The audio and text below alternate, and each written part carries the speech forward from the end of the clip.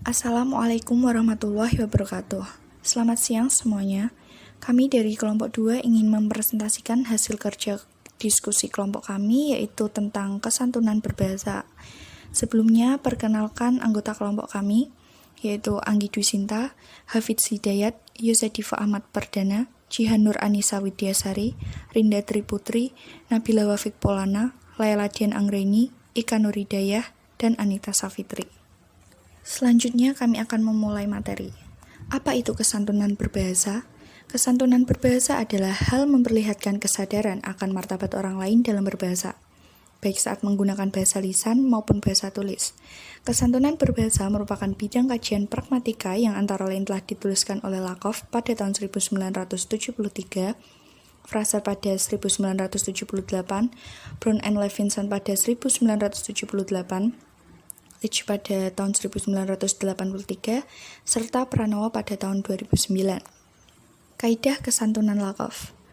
Robin Lakoff pada tahun 1973 menyatakan, kesantunan dikembangkan oleh masyarakat guna mengurangi friksi dalam interaksi pribadi. Menurutnya, ada 3 buah kaidah yang harus dipatuhi untuk menerapkan kesantunan, yaitu formalitas, ketidaktegasan, dan kesamaan atau kesekawanan. Formalitas berarti jangan terdengar memaksa atau angkuh. Ketidaktegasan berarti berbuatlah demikian rupa sehingga mitra tutur dapat menentukan pilihan. Kesamaan atau kesekawanan berarti bertindaklah seolah-olah Anda dan mitra tutur menjadi sama. Selanjutnya yaitu prinsip kesantunan menurut Latz. Geoffrey Latz tahun 1983 mendefinisikan kesantunan sebagai strategi untuk menghindari konflik yang dapat diukur berdasarkan derajat upaya yang dilakukan oleh menghindari situasi konflik. 6 bidang kesantunan yang diajukan oleh Latz adalah 1. Bidang kebijaksanaan, minimalkan kerugian bagi orang lain, maksimalkan keuntungan bagi orang lain. 2. Bidang kedermawaan, minimalkan keuntungan diri sendiri, maksimalkan kerugian diri sendiri. 3. Bidang pujian, minimalkan kecacian kepada orang lain, maksimalkan pujian kepada orang lain. 4. Bidang kerendahan hati, minimalkan pujian kepada orang lain, maksimalkan cacian kepada diri sendiri. 5. Kesetujuan atau ketidaksetujuan, minimalkan ketidaksetujuan orang lain dan maksimalkan kesetujuan orang lain. Terakhir, bidang simpati, minimalkan antipati orang lain, maksimalkan simpati kepada orang lain. Penjelasan 6 bidang kesantunan menurut Leach dan contoh penerapannya. Bidang kebijaksanaan.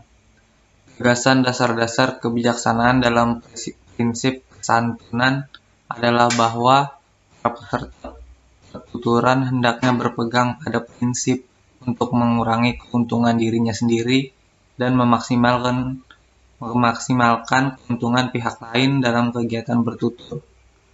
Orang bertutur yang berpegang dan melaksanakan maksim kebijaksanaan akan dapat dikatakan sebagai orang santun. Leach dalam Wijana 1996 mengatakan bahwa semakin panjang tuturan seseorang, semakin besar pula keinginan orang itu untuk bersikap sopan kepada lawan bicaranya. Demikian pula tuturan diutarakan secara tidak langsung lazimnya lebih sopan dibandingkan dengan tuturan yang diutarakan secara langsung. Contoh penerapan bidang kebijaksanaan. Tuan rumah, silahkan makan saja dulu nak, tadi kami sudah mendahului kamu. Wah, saya jadi tak enak, Bu.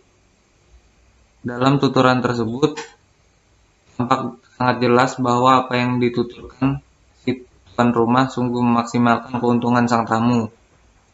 Pak, mari saya masukkan surat Anda ke kotak pos. Jangan, tidak usah, kata B. Dalam tuturan tersebut, tampak jelas bahwa yang dituturkan B meminimalkan biaya dan memaksimalkan keuntungan. A. Bila keberatan, sudilah datang ke rumah saya. Bila tidak berkeberatan, sudilah datang ke rumah saya. B. Akan saya usahakan. Dalam tuturan tersebut tampak jelas bahwa apa yang dituturkan A memaksimalkan keuntungan B. Bidang kedermawanan. Dengan bidang kedermawanan atau bidang kemurahan hati, Para peserta pertuturan diharapkan dapat menghormati orang lain. Penghormatan terhadap orang lain akan terjadi apabila orang dapat mengurangi keuntungan bagi dirinya sendiri dan memaksimalkan keuntungan baik bagi pihak lain. Contoh penerapan bidal kedermawanan. Anak kos A, mari saya cucikan baju kotormu. Pakaianku tidak banyak kok yang kotor. Anak kos B, tidak usah mbak, nanti siang saya akan mencuci juga kok. Dari tuturan tersebut dapat dilihat dengan jelas bahwa anak kos A berusaha memaksimalkan keuntungan pihak lain dengan cara menambahkan beban bagi dirinya sendiri. Hal itu dilakukan dengan cara menawarkan bantuan untuk mencuci pakaian kotornya si B. Contoh kedua, seorang A, pukulanmu sangat keras. Seorang B, saya kira biasa saja pak. Dari tulisan tersebut dapat dilihat bahwa seorang B tidak membanggakan dirinya terhadap pujian A, sehingga dapat disimpulkan bahwa seorang B memaksimalkan keuntungan A dibandingkan keuntungannya sendiri. Contoh ketiga, Bapak silakan beristirahat biar saya mencuci piring kotor ini. Seorang B, terima kasih atas bantuanmu nak. Dari tuturan tersebut dapat dilihat dengan jelas bahwa seorang A berusaha memaksimalkan keuntungan seorang B dengan cara menambahkan beban bagi dirinya sendiri dengan meminta beristirahat dan menawarkan mencuci piring kotor. Bidal pujian. Di dalam bidal pujian dijelaskan bahwa seseorang akan dapat dianggap santun apabila dalam bertutur selalu berusaha memberikan penghargaan kepada pihak lain. Dengan bidal ini diharapkan agar para peserta bertutur tidak saling mengejek, saling mencaci atau saling merendahkan pihak lain. Peserta tutur yang sering mengejek peserta tutur lain di dalam kegiatan bertutur akan dikatakan sebagai orang yang tidak sopan. Dikatakan demikian karena tindakan mengejek merupakan tindakan tidak menghargai orang lain. Contoh penerapan bidal pujian. Dosen A, Pak, aku tadi sudah memulai perkuliahan perdana untuk kelas Business English. Dosen B, oh iya, aku tadi mendengar bahasa Inggrismu, bagus sekali. Pemberitahuan yang disampaikan dosen A terhadap rekan dosennya pada contoh di atas ditanggapi dengan baik, bahkan disertai dengan pujian dari dosen B. Dosen A, mari Pak seadanya. Dosen B, terlalu banyak sampai-sampai saya susah memilihnya. Penutupan tersebut mematuhi bidal pujian karena B meminimalkan penjelekan dan memaksimalkan pujian kepada A. Dosen A, sepatumu bagus sekali, beli di mana? Dosen B, aku beli di Bali saat liburan kemarin. Penutupan A terhadap B termasuk dalam bidal pujian karena A meminimalkan penjelekan dan memaksimalkan pujian terhadap B. Bidal kerendahan hati. Di dalam bidal kesederhanaan atau bidal kerendahan hati, peserta tutur diharapkan dapat bersikap rendah hati dengan cara mengurangi pujian terhadap dirinya sendiri. Orang akan dikatakan sombong dan congkak hati jika di dalam kegiatan bertutur selalu memuji dan mengunggulkan dirinya sendiri. Contoh penerapan bidal kerendahan hati. Yang pertama ada Ibu A dan Ibu B. Ibu A berkata, nanti ibu yang memberikan sambutan dalam rapat desa Wisma ya. Lalu Ibu B menjawab, waduh, nanti grogi aku. Dalam contoh di atas, Ibu B tidak menjawab dengan, oh tentu saja, memang itu kelebihan saya. Ibu B mengurangi pujian terhadap dirinya sendiri dengan mengatakan, waduh, nanti grogi aku. Lalu contoh yang kedua ada A dan B. A berkata, melihat kemampuanmu ini, saya yakin kamu pasti bisa lebih sukses dariku. Lalu B menjawab, sulit bagi saya untuk dapat meniru kehebatan Bapak. Tuturan di atas merupakan tuturan yang mematuhi prinsip kesantunan bidal kerendahan hati ini. Hal ini dikarenakan tuturan tersebut memaksimalkan penjelekan kepada diri sendiri dan meminimalkan pujian kepada diri sendiri. Yang ketiga ada si A dan si B lagi. A bertanya, "Duh, saya bodoh sekali. Saya tidak dapat mengikuti kecepatan dosen tadi saat menerangkan. Boleh saya pinjam catatanmu?" Lalu B menjawab, "Tentu saja boleh." Tuturan di atas merupakan tuturan yang mematuhi prinsip bidal kerendahan hati. Hal ini dikarenakan penuturan A memaksimalkan penjelekan terhadap diri sendiri dan meminimalkan pujian terhadap diri sendiri. Bidal kesetujuan. Di dalam bidal ini diharapkan para peserta tutur dapat saling membina kecocokan atau kemufakatan di dalam kegiatan bertutur.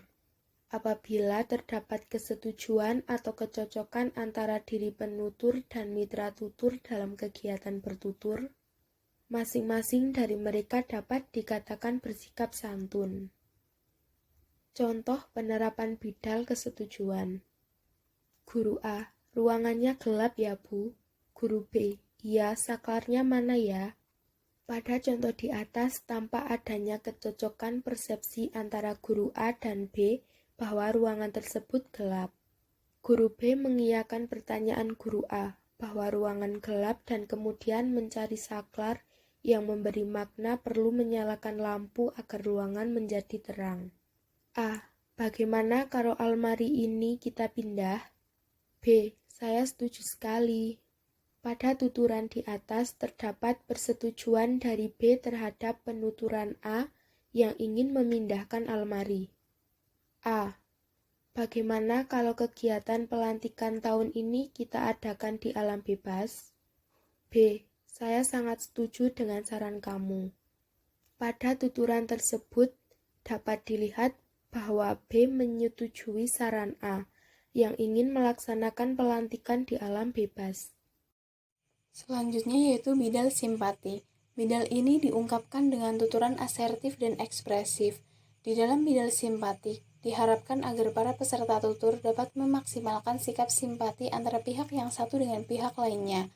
Jika lawan tutur mendapatkan kesuksesan atau kebahagiaan, penutur wajib memberikan ucapan selamat. Bila lawan tutur mendapat kesusahan atau musibah, penutur layak berduka atau mengutarakan bela sungkawa sebagai tanda kesimpatian. Sikap antipati terhadap salah satu peserta tutur akan dianggap tindakan tidak santun. Contoh penerapan bidal simpati. Contoh pertama, mahasiswa A. Mas, aku akan ujian tesis minggu depan. Mahasiswa B. Wah, selamat ya, semoga sukses. Pada tuturan di atas terlihat bahwa mahasiswa B menunjukkan rasa simpatinya terhadap mahasiswa A yang akan melakukan ujian tesis. Contoh kedua, A. Saya benar-benar ikut berduka cita yang sedalam-dalamnya atas meninggalnya ibunda tercinta. Terima kasih. Pada tuturan di atas terlihat bahwa A menunjukkan rasa simpatinya terhadap B yang baru saja meninggal ibunya. Contoh yang ketiga, A. Kasihan sekali anak itu, dia masih kecil tapi sudah harus bekerja. B. Kau benar, kasihan sekali dia. Pada tuturan di atas terlihat bahwa A dan B merasakan simpati kepada anak kecil yang sudah harus bekerja. Sekian materi dari kelompok 2, kurang lebihnya mohon maaf. Terima kasih. Wassalamualaikum warahmatullahi wabarakatuh.